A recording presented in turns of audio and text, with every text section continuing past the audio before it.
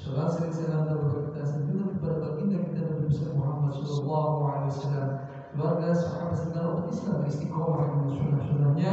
Mudah-mudahan kita dapat mengamalkannya dan mendapatkan syafaat beliau di kiamat nanti. Amin ya rabbal alamin. Jamaah sholat subuh yang Allah, kita akan melanjutkan kajian kita itu membaca kitab Fadilah Sedekah karangan Maulana Muhammad Zakaria Al-Kanawi radhiyallahu anhu.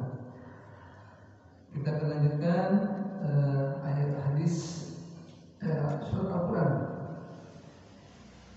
surat An-Nur ayat 22 yang artinya dan janganlah orang-orang yang mempunyai kelebihan dan kelapangan di antara kamu bersumpah bahwa mereka tidak akan memberi bantuan kepada kaum kerabatnya, orang-orang yang miskin dan orang-orang yang berhijrah di jalan Allah, dan hendaklah mereka memaafkan dan berlapang dada. Apakah kamu tidak ingin bahwa Allah mengampunimu dan Allah Maha Pengampun lagi Maha Penyayang? Ayat suci ini beserta terjemahannya sudah diterangkan dalam bab 1 ayat ke-18. Maksud saya mengulanginya atau penulis di sini adalah untuk mengingatkan agar kita juga memikirkan dan merenungkan kebiasaan para pendahulu kita. Ini juga merupakan anjuran Allah Subhanahu wa taala sebagaimana disebutkan di atas. Betapa keras dan betapa penting peristiwa itu, di mana istri Rasulullah SAW, ibu orang mukmin telah difitnah, sedangkan yang menyebar fitnah tersebut adalah keluarga dekatnya. Padahal yang menafkahi mereka adalah ayahnya. Menghadapi peristiwa itu, tentu saja ayahnya, yakni Abu Bakar radhiyallahu anhu, memberi nafkah. Sangat bersedih. Namun demikian Allah SWT tetap memerintahkan untuk memberi nafkah kepadanya dan memaafkan perbuatannya. Sebagaimana telah diceritakan sebelumnya bahwa Abu Bakar menambah nafkahnya 2 kali lipat dibandingkan sebelumnya. Dapatkah kita berbuat seperti itu kepada keluarga kita sendiri ketika seorang menuduh kita atau keluarga kita telah melakukan perbuatan buruk? Bahkan keluarga yang lain yang berhubungan dengannya juga kita akan musuhi, dan pesta yang dihadiri tidak akan kita hadiri karena orang-orang ini telah hadir dalam pesta orang yang telah mencaci maki kita, menjatuhkan martabat dan kehormatan kita, dan menuduh saudara perempuan dan anak perempuan kita telah berbuat zina.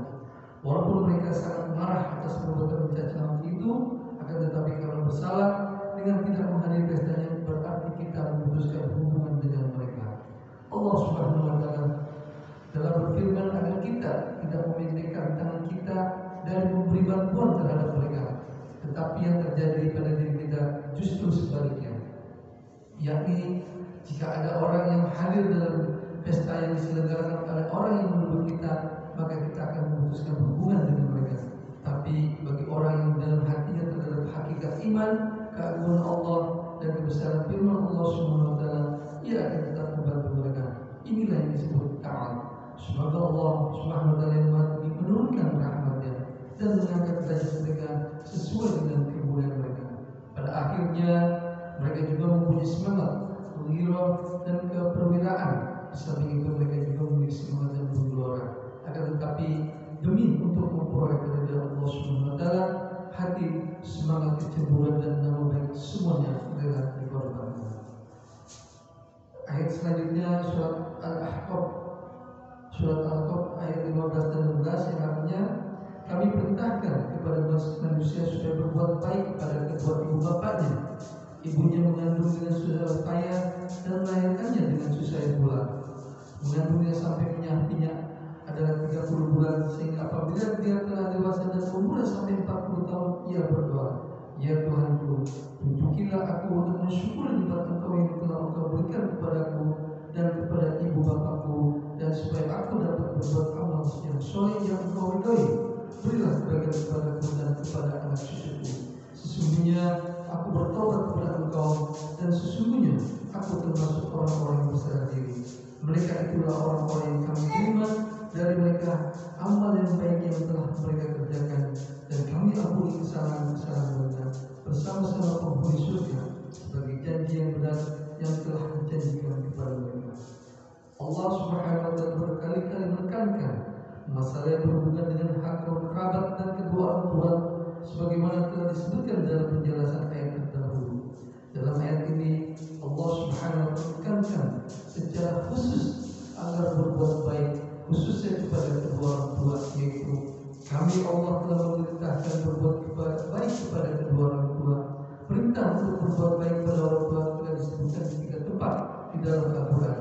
Yang pertama dalam surat Al-Ankabut ayat 8, kemudian dalam surat Al-Luqman ayat 1, dan yang ketiga surat Al-Ahqaf ayat 15 dan 16. Dari sini dapat diketahui betapa masalah ini sangat ditekankan. Dalam tafsir Khazin disebutkan bahwa ayat ini turun mengenai Abu Bakar As-Siddiq, persahabatan yang pertama kali dengan Rasulullah SAW terjalin ketika mereka sedang dalam perjalanan ke Syam. Pada saat itu ia berusia 18 tahun dan Rasulullah SAW berusia 20 tahun. Dalam perjalanan itu keduanya berhenti di bawah sebuah pohon bidara. Pada saat itu Abu Bakar radhiyallahu anhu menemui seorang pendeta di sana, sedangkan Rasulullah SAW duduk di bawah sebatang pohon. Pendeta itu bertanya kepada Abu Bakar, siapakah orang yang berada di bawah pohon itu? Ia menjawab, Muhammad bin Abdullah bin Abdul Muttalib. Pendeta itu berkata, demi Tuhan, dia adalah seorang nabi. Setelah Nabi Isa AS tidak ada seorang pun yang duduk di bawah pohon itu. Inilah Nabi akhir zaman. Ketika Rasulullah SAW berusia 40 tahun dan beliau diangkat menjadi Nabi, Abu Bakar radhiyallahu anhu masuk Islam. 2 tahun setelah berjalan itu, ketika Abu Bakar berusia 40 tahun, ia membaca doa ini. Rabbi al-Qadini an ashkur ni'mataka allati an'amta 'alayya wa 'ala walidayya. Yang artinya, berikanlah kepadaku taufik untuk mensyukuri nikmat-Mu yang telah Engkau berikan kepadaku dan kepada kedua orang tua. Ali kamallahu wajhah berkata bahwa di kalangan kaum muhajirin tidak ada seorang pun yang berbahagia seperti Abu Bakar karena kedua orang tuanya telah memeluk Islam.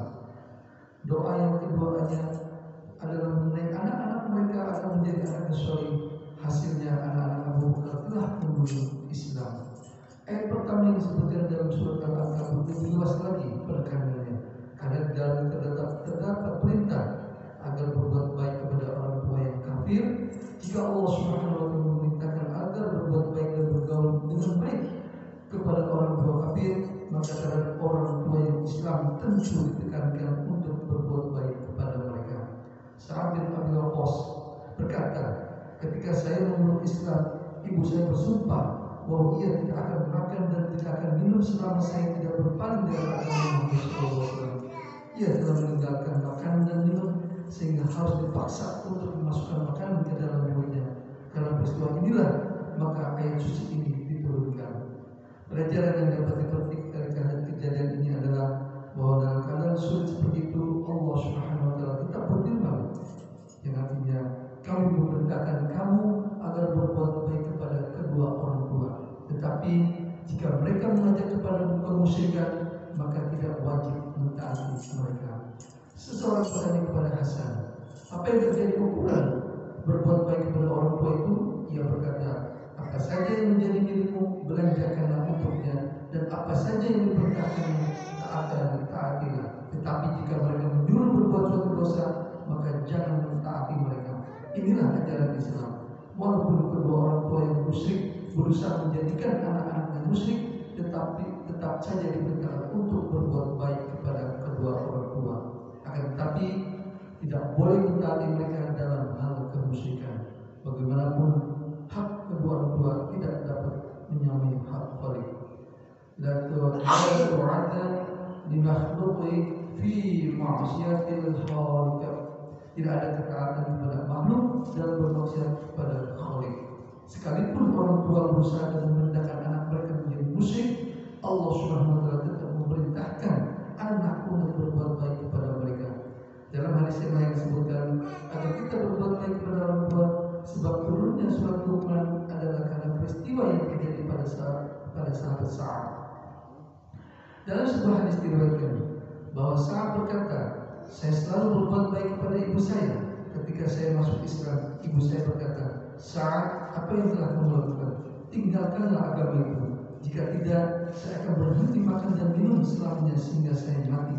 Dan orang-orang yang menyebutmu sebagai pembunuh ibumu sendiri. Saya berkata kepada ibu saya, jangan begitu. Saya tidak bisa meninggalkan agama saya. Ia pun tidak makan dan minum satu hari. Pada hari kedua, ia juga tidak makan dan minum. Maka saya berkata kepadanya, seandainya engkau punya 100 nyawa, dan semuanya engkau korbankan, maka saya tidak akan meninggalkan agama saya. Ketika itu ibu saya melihat kedua hati saya sehingga mau makan dan minum. Ayat di atas memerintahkan kita agar berbuat baik kepada kedua orang tua. Fakih Abdullah Samarqandi radhiyallahu anhu berkata, seandainya Allah Subhanahu wa taala tidak memerintahkan untuk berbuat baik kepada kedua orang tua dengan menggunakan hati dan akalnya, manusia tentu sangat perlu untuk menunaikan hak-hak orang tua. Apalagi Allah Subhanahu wa taala di dalam sebuah kitabnya, yaitu Taurat, Injil, Zabur dan Al-Qur'an, memerintahkan kepada kita untuk menunaikan hak-hak mereka orang tua kita. Allah Subhanahu wa taala menurunkan wahyu kepada semua nabi agar manusia menunaikan hak-hak orang tua. Allah Subhanahu wa taala juga menegaskan bahwa keridhaannya bergantung pada keridhaan kedua orang tua dan kemurkaannya tergantung kepada kemurkaan orang tua. Tiga ayat di atas membicarakan tentang berbuat kepada orang tua, di bawah ini adalah mengenai ancaman bagi yang berbuat buruk kepada mereka. Alhamdulillah, dua ayat suci Al-Quran telah kita bacakan dan dua hadis. Insyaallah kita akan lanjutkan besok, di mana di sini menjelaskan bagaimana kita memenuhi hak orang tua kita untuk taat kepada kedua orang tua kita, bahkan sampai orang tua kita pun kafir pun diwajibkan diperintahkan oleh Allah untuk berbuat baik kepada orang tua. Namun apabila dia memerintahkan untuk berbuat kemusyrikan, maka itu tidak boleh ditaati sebagai anak. Oleh karena itu, bagi kita sebagai orang tua kita yang muslim, tentunya kita seharusnya berbahagia, karena itulah menjadikan bekal kita apa yang diperintahkan oleh orang tua kita turuti. Kemudian hak-hak orang tua kita juga penuhi, tentunya ini menjadikan kewajiban kita sebagai seorang anak. Mudah-mudahan apa yang disampaikan bermanfaat bagi kita semua, terutama diri pribadi saya sendiri dan juga kepada jemaah sekalian yang mendengarkan. Mudah-mudahan juga kita senantiasa selalu istiqomah untuk menyampaikan satu dua buah hadis firman Allah, dan tentunya untuk menambah pengetahuan kita di dalam kehidupan kita. Lebih kurang kami mohon maaf. Wassalamualaikum warahmatullahi wabarakatuh. Waalaikumsalam.